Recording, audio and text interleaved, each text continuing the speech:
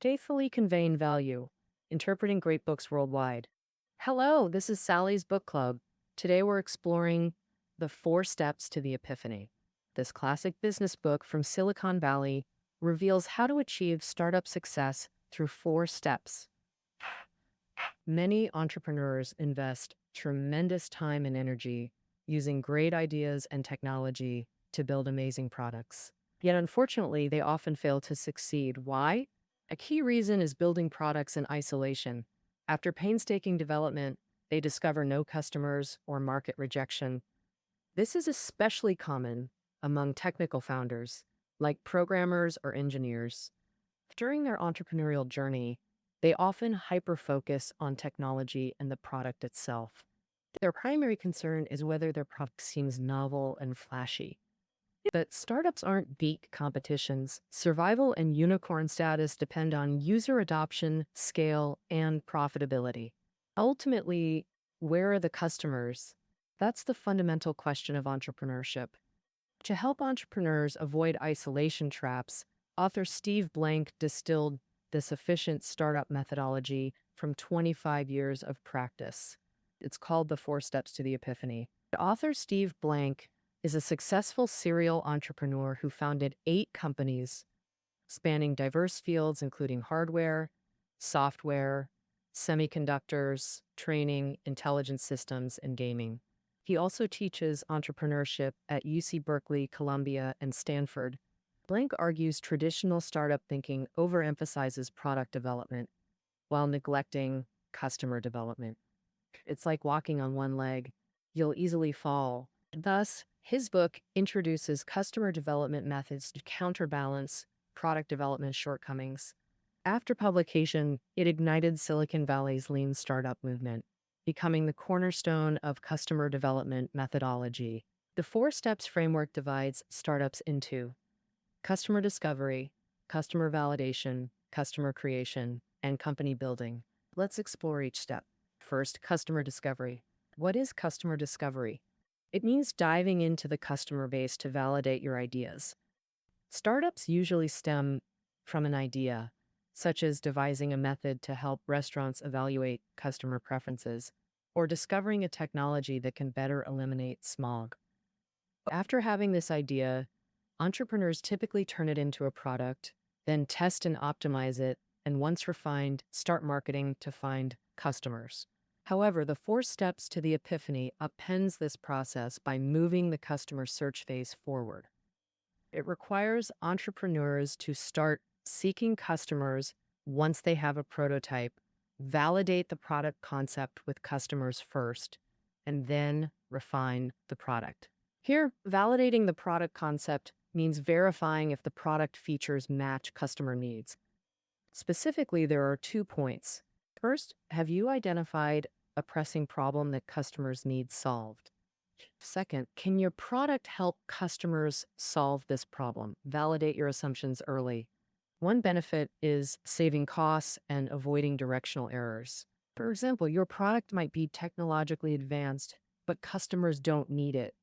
If this happens and you're unaware, still optimizing features and doing upgrades, the more you invest, the bigger the loss. In 1994, programmer Powell designed a multifunctional home office product that was a phone, a fax machine, and could also connect to the internet for emails, voice, and video. Powell envisioned selling this product to the Soho crowd, solving all their office needs with one device. Powell estimated 10 million potential customers, making it seem like a solid business plan. Powell quickly secured $5 million in funding and began tirelessly hiring a team for development and testing. 18 months later, Powell launched his product, but none of the imagined potential customers showed up. The company was deserted. Why? Turns out, Powell's product was indeed feature-rich, but more features meant higher costs. After implementing so many features, the product's price was as high as $1,300, which wasn't affordable for the Soho crowd. At the time, Powell was like building an Audi but trying to sell it to customers who could only afford an Alto. Due to the mismatch between product vision, and customers. Powell's $5 million and 18 months were essentially wasted. From this case, we can see the benefits of validating product ideas early. So how do we validate it? The method is to interview potential customers. First, establish a dedicated customer development team. You don't need many people. The founder must lead by example and participate personally. Next, identify about 50 potential customers. They could be friends, colleagues, investors, other entrepreneurs around you, or you can ask for introductions to find suitable candidates with purpose. If meeting a stranger, inviting them requires finesse. Never start by saying you're there to pitch a product. If you say that, they might hang up immediately. A clever approach is to tell them about a problem you're preparing to solve. You already have a solution and need their advice. This tactic can spark their interest. Of course, rejection is common. How do you handle it? There's only one dumb way: meet more people. Once you encounter a customer, introduce your product idea and focus on asking 3 questions. First, is the problem you're solving a real problem for the customer? And is it important to them? In other words, does your product truly hit a pain point for the customer? And second, what solutions does the customer currently have for this problem, and how effective are they? Third, is the solution you're offering effective or superior? It's important to note that during the interview, your role is that of a note taker, not a salesperson. So don't argue with the customer's views. Instead, faithfully record their feedback. After all interviews are completed, revise the product based on potential customers' feedback. At this point, there's a principle: don't make major changes. Aim to satisfy common customer needs with minimal features. If after modifications, customers are still uninterested, it means the product's positioning is flawed and needs repositioning. For example, as mentioned earlier, entrepreneur Powell timely adjusted his positioning. He abandoned that multifunctional office product and extracted the innovative value to focus on developing voice transmission technology, finding a turnaround for the company. Of course, if customers agree with the product features, you've identified a pressing problem they need solved. Then create the first product prototype and proceed to the second step of the 4 steps to the Epiphany: customer validation. The most frustrating thing for entrepreneurs is when everyone praises the product before launch. But after launch, those who praised it won't pay up. Customer validation solves this problem. In this phase, entrepreneurs need to verify: will customers actually buy your product, and what are their purchasing habits? What are the conditions? How do you validate this? The approach is straightforward. Find customers willing to pay right now. If someone buys now, future sales are guaranteed once the product matures. Some might be surprised. The product isn't finalized yet. It's a half-finished product. Would anyone buy it? That seems totally unrealistic. But hold on. Blank says there's a type of customer who will buy. They're called angel customers. What are angel customers? They have such an urgent problem that they're desperately seeking solutions. As long as there's a usable product on the market, even with flaws, they'll accept it. Simply put, angel customers care about whether a solution exists at all, not how good it is. These customers not only pay, but also help optimize the product. Let's illustrate with a scenario to understand angel customers. Say you observe customers waiting in long lines at a bank branch. So you develop software that reduces wait time from an hour to 10 minutes per customer. You approach the manager saying, "I can solve your long queue problem." If they ask, "What problem?" it means they're unaware of the issue. They won't be short-term customers. If they say, "Great, we've been looking for this software," or "We made our own, but it's ineffective," when you hear such replies, you've found an angel customer.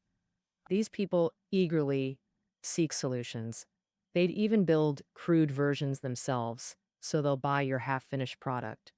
Blank suggests screening for angel customers from previously interviewed prospects. Typically, the yield is very low, under 5%. Out of 100 prospects, maybe 5 are angel customers, with 2 or 3 backing out, requiring persistent searching across channels. It's a patience testing task. After identifying angel customers, the next step is to meet and pitch your product. This phase has 3 key points. First, prepare sales materials, including data sheets, presentations, quotes, and contract templates. Explain concisely what your company does and how your product solves customer problems. This quickly builds customer awareness and captures their attention. Second, develop a preliminary sales strategy.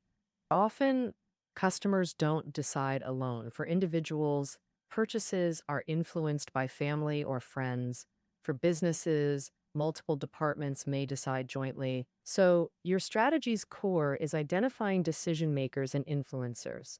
Determine whom to persuade first and whom later. Let's illustrate with an example.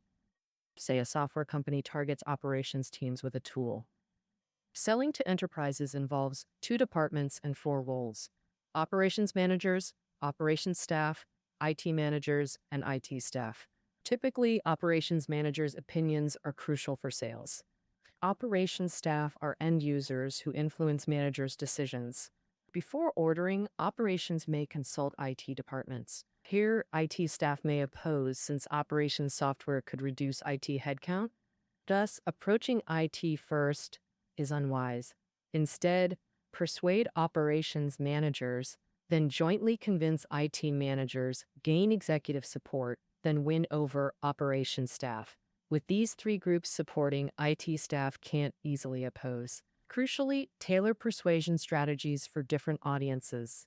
For instance, Blank Software Company initially aired by using identical tactics for both departments. They told operations, your product can replace your bloated IT department. Operations loved it.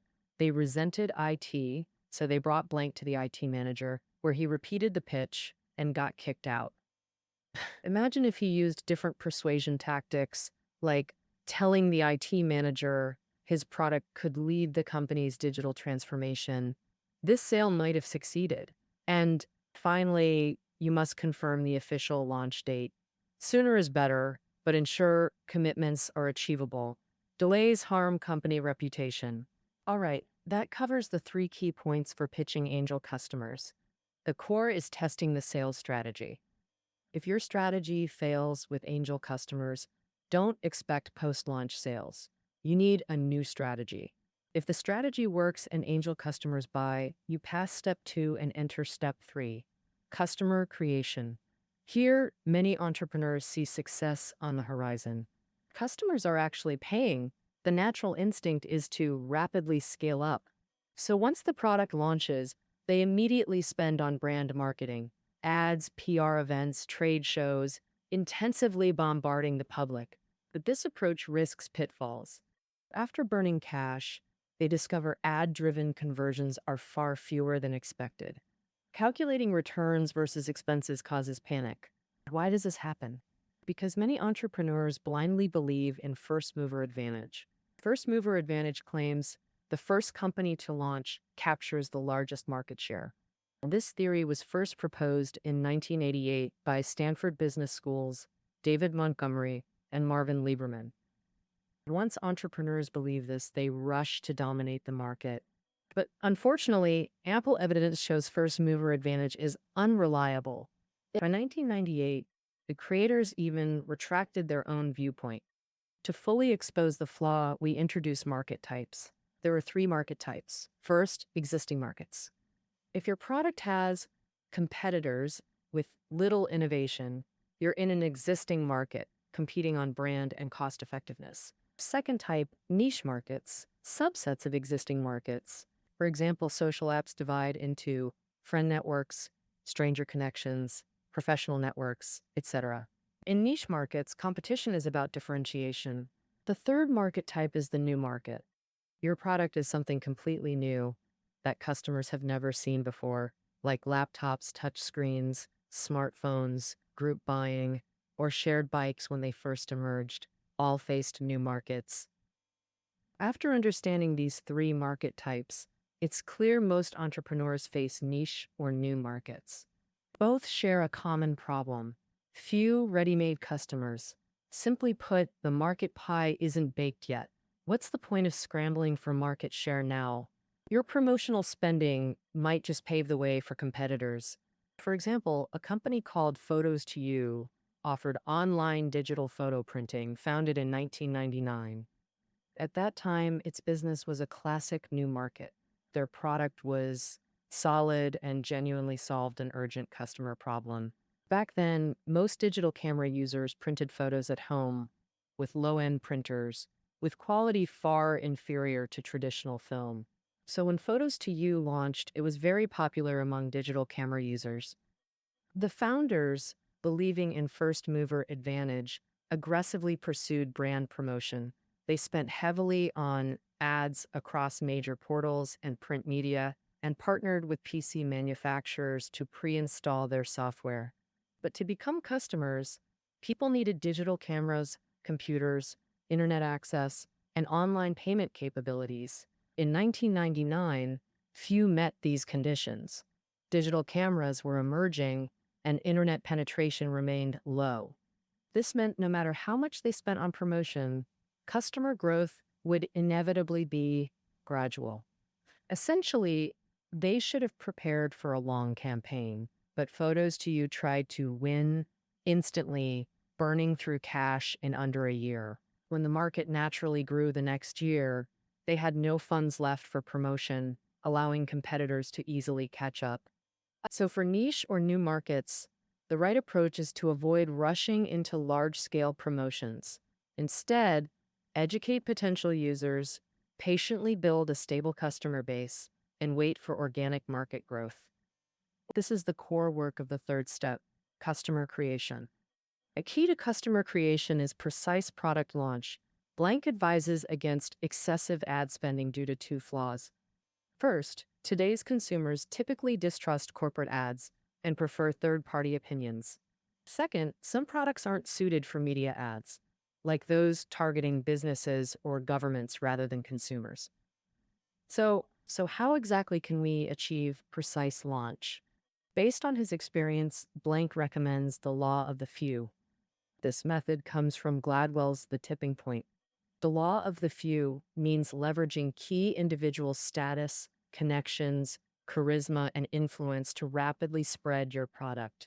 Gladwell identifies three key roles: mavens, experts like industry leaders, analysts, columnists, salesmen, and connectors. Salesmen resemble angel customers. Connectors are typically KOLs or well-connected individuals like VCs, influencers, association heads, and forum organizers. Through these three roles, your product information can be accurately targeted to specific potential users. After launch, if customers proactively inquire and sales naturally climb, the third phase is successfully passed.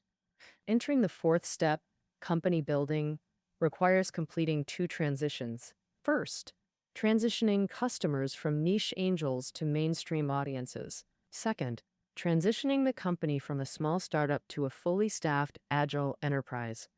Starting with the first transition, some entrepreneurs believe that with stable customers, simply expanding sales teams guarantees rapid growth. This is a dangerous assumption, because you'll face mainstream customers whose buying motives differ entirely from angel customers.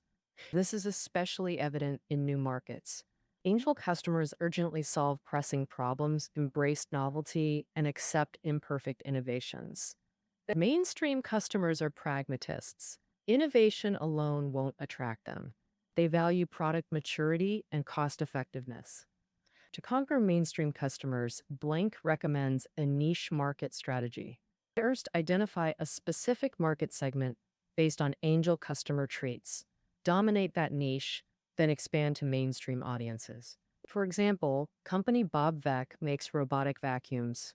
Mainstream vacuum customers are housewives, but they discovered many angel customers were tech geeks, people who hate chores but love tech, even treating robots as pets, hence their fascination. Based on this, they targeted young, tech-loving singles as their niche market.